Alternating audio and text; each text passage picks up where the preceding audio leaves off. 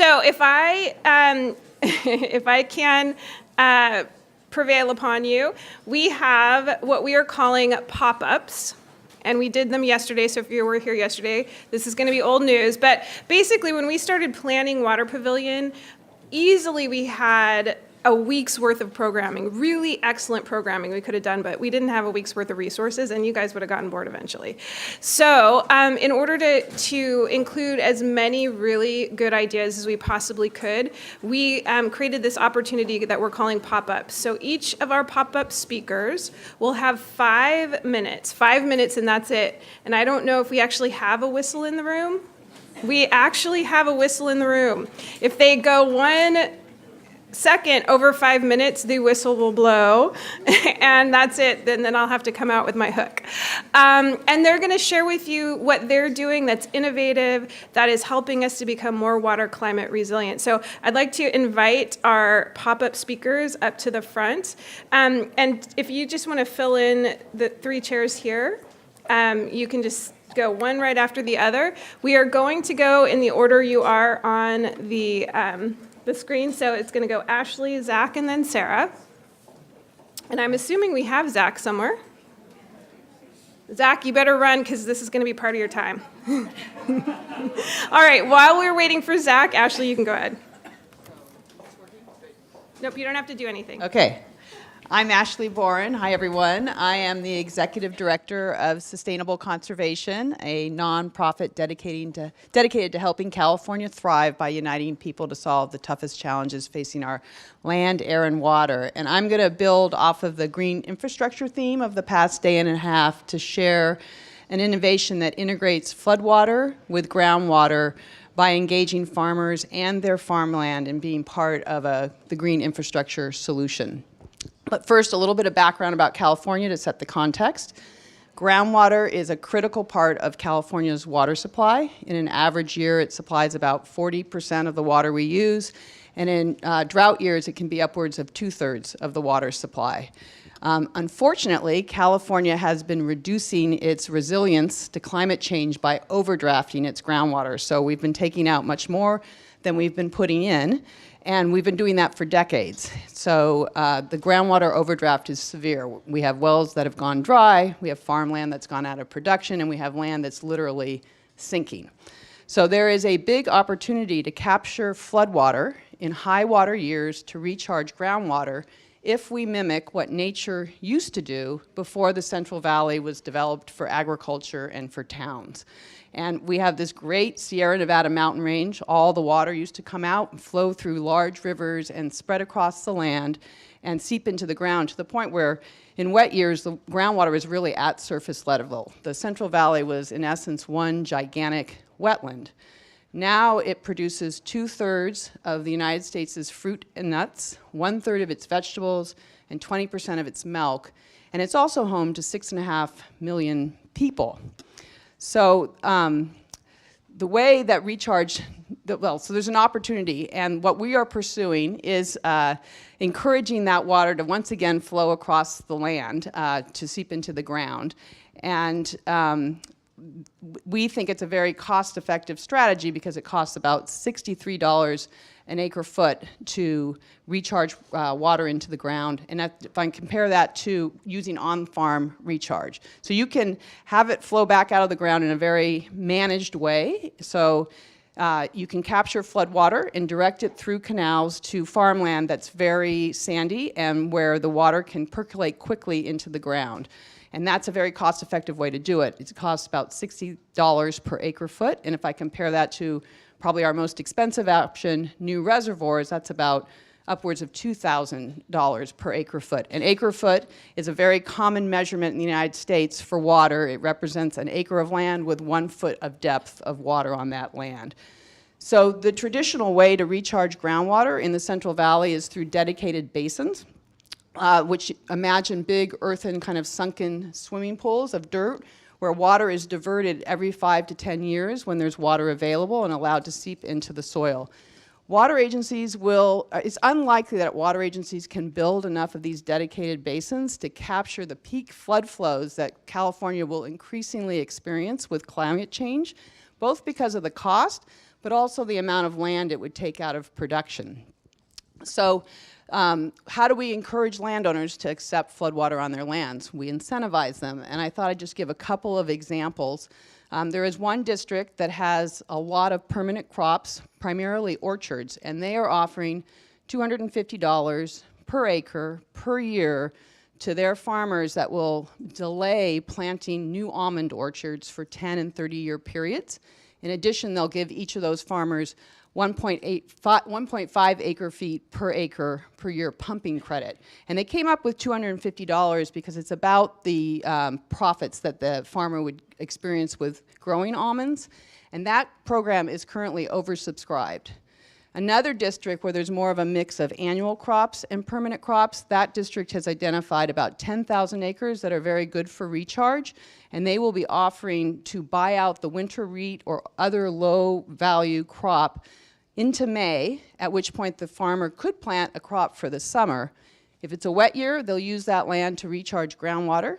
If it's a dry year, they'll leave it fallow, which will reduce water use, but they won't get the recharge. So we're really seeing this idea of capturing floodwater on farmland catch on in California. In 2011, which was our last high water year, we really had just one farmer who was intentionally flooding his cropland for recharge. And now, fast forward to 2017, the last water year, it's up over 100. And we expect to see that number increase with the right incentives in place.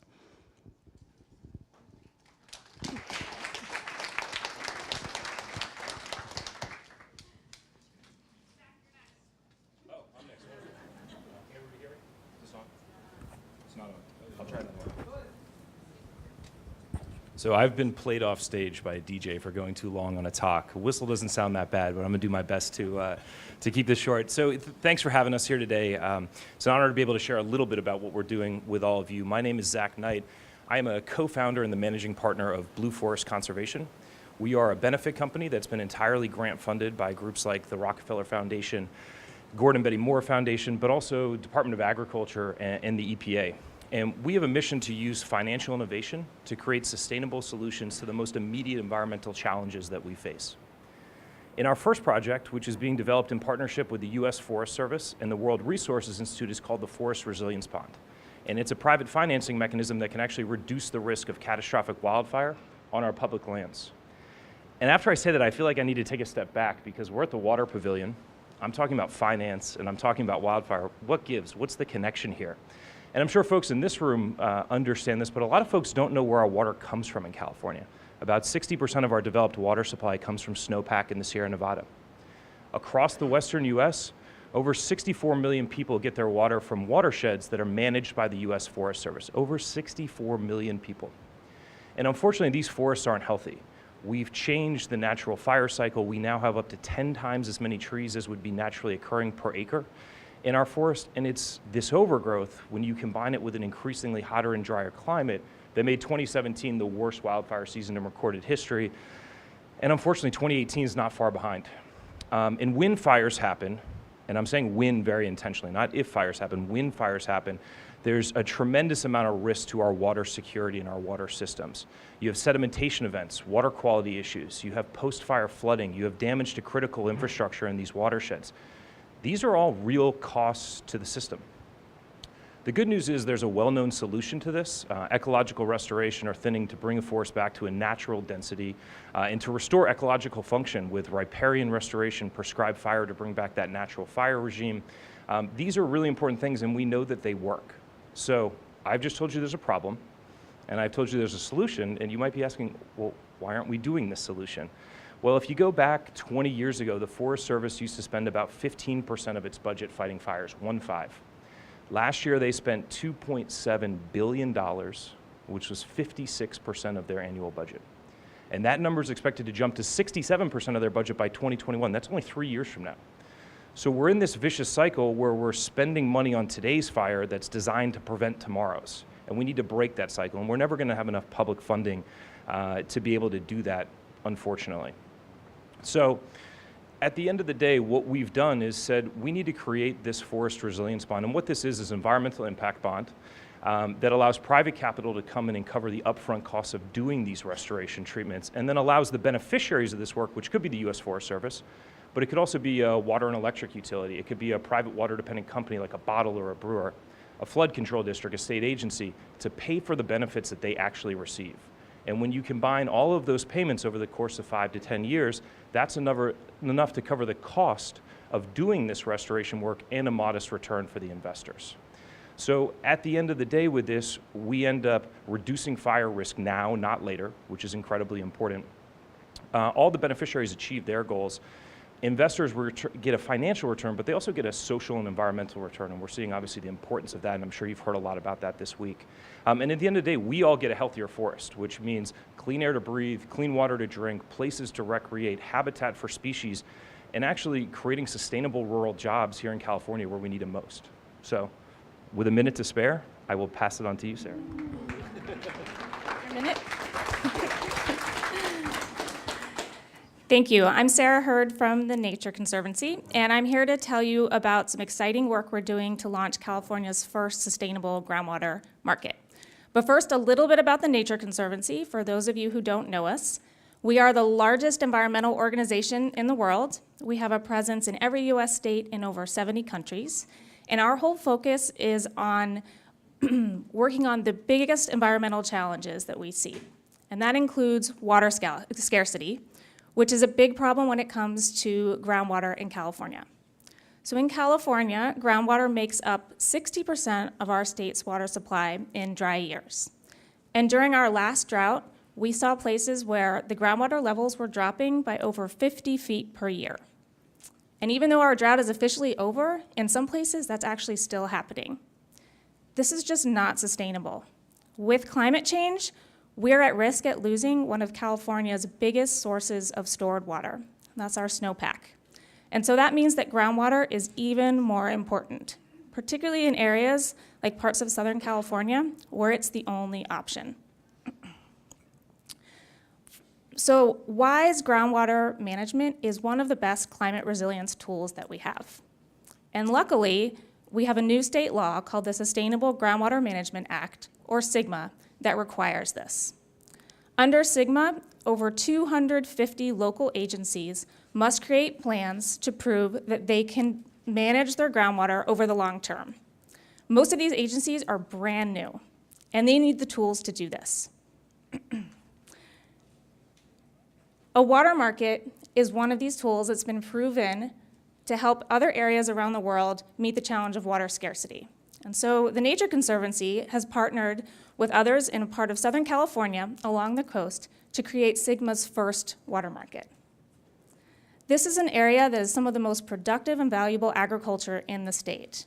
It's where many of our avocados and our strawberries and our other high-value crops come from. It also supports some of the last and best coastal and river habitat for endangered species.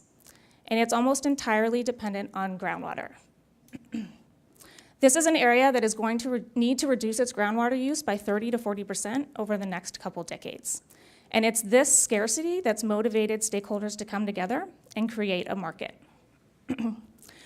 So a water market changes the game for groundwater users because it puts a value on the resource. It's just like any other cap and trade system. A farmer who has leftover water can sell to a farmer who's in need. But the market should go beyond this. It should incentivize conservation because of the value placed on water. And all of this is to build resilience in a system that's got few other options in Southern California. And we call this the Fox Canyon groundwater market. So farmers in the Fox Canyon area, they like this water market because it provides them flexibility. The other option is a command and control approach that often just requires straight up water cuts. They also like the potential for a new revenue source. Environmental organizations like the Nature Conservancy like the water market because it preserves agriculture. In this area of the state, much of the biodiversity that we care about relies on farms staying as farms and not being converted to urban development. Cities are interested because of the potential to recharge treated wastewater and sell it on the market. Anybody can buy in the Fox Canyon groundwater market. And that's exciting to us at the Nature Conservancy because that means we have the option to buy water for nature, like wetlands. This really sets it apart from other groundwater markets in California, which have largely been designed by the courts before SGMA. So as we confront a future with climate change, it's really important that we start managing groundwater like the valuable resource it is. A water market is one way to do this, and if it's done well, it can have lasting benefits for people and nature. So as we create SGMA's first groundwater market, we hope that it will serve as a model for others across California and beyond. And I invite you to follow us as we roll out this exciting initiative. And if you're interested in more information, there's plenty of it. Please find me or any of my other colleagues who are here today. Thank you.